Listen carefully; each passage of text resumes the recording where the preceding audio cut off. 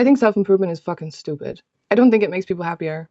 At least not the way that like we're currently doing it. Because I think for a lot of people, self-improvement isn't really about improving their lives. It's more about fixing something. And there is a difference. Like, think about how much of modern life is built around the assumption that you're not good enough yet. Like, you need to change. You need to be healthier. You need to be more productive. You need to be more emotionally intelligent. You need to be more confident. You need to be more attractive. You need to be more optimized. There's always like another version of yourself that you're supposed to get to in the future. And somehow that version is always better than the one that exists right now.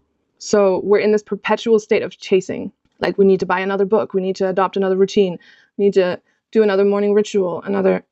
We need to get to a new breakthrough of something. And I think, as always, I think those things can be useful. I mean, I have learned valuable things from books, and I've changed really stupid, shitty habits. But what I'm against is turning your entire existence into this renovation project, because eventually you stop like living your life. It becomes like self-surveillance, monitoring, evaluating. It becomes about statistics, and you become this like worker and supervisor of the worker. And it develops this voice in your head that tells you you're not good enough yet, you're not progressing fast enough, you're not the person that you should be yet. It's always about the future and about the past of not having been good enough. And the strange thing is that there's just never a finish line. Like, as soon as you achieve this big grand goal that you set for yourself, then you just get another goal automatically. The moment that you become one version of yourself, like this new ideal, another ideal pops up. Because the problem just simply was never that you needed improvement. The problem was the belief that you would finally be acceptable once you improved enough.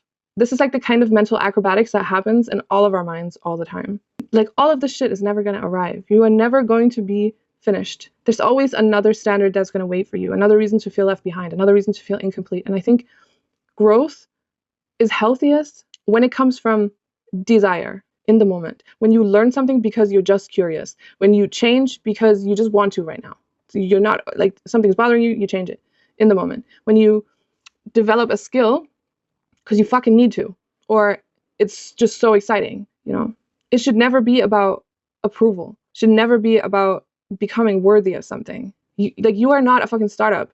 You don't have to impress investors. You're not a productivity project. You're not an unfinished machine waiting for a fucking upgrade. You are a person that is subject. You are subject to your mind.